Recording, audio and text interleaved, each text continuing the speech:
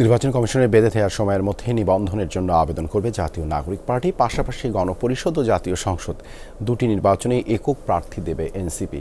রংপুরে যমুনা টেলিভিশনকে দেয়া একান্ত সাক্ষাৎকারে সদস্য সচিব আক্তার হোসেন জানান, সংস্কার না করেই নির্বাচন দেওয়ার চেষ্টা হলে আন্দোলনে যাবে তাদের দল। 65% পর্যন্ত বিদ্যুৎ সাশ্রয়ী হাইসেন্স এসি।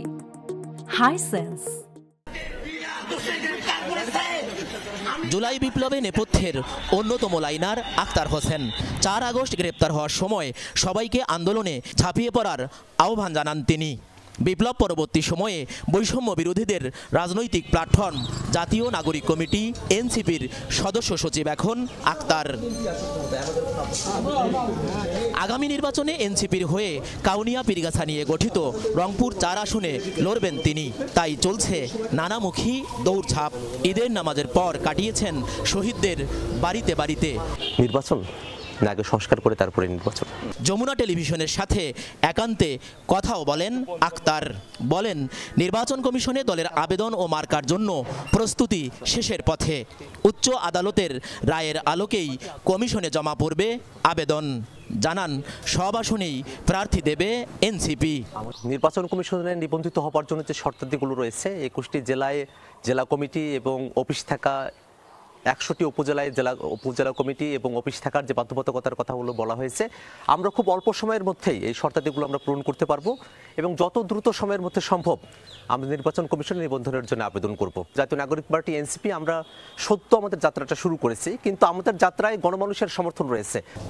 আক্তার জানান, স্বল্প ও মধ্যমেয়াদী সংস্কার ছাড়া নির্বাচনের চেষ্টা করা হলে আন্দোলন গড়ে তুলবে এনসিপি।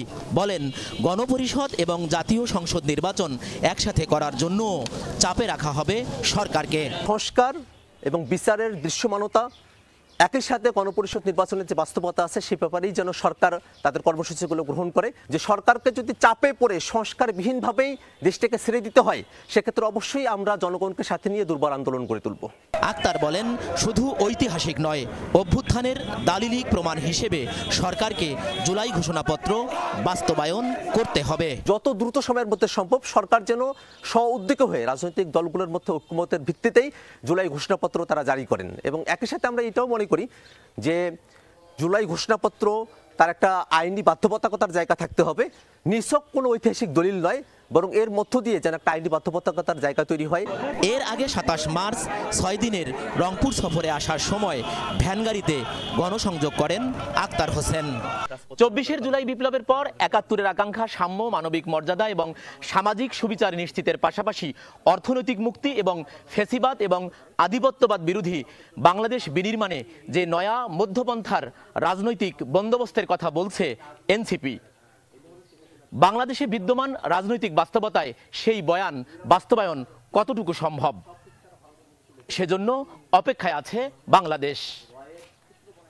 সরকার, মাঝারুল মান্নান, যমুনা নিউজ, পীরগাছা, রংপুর।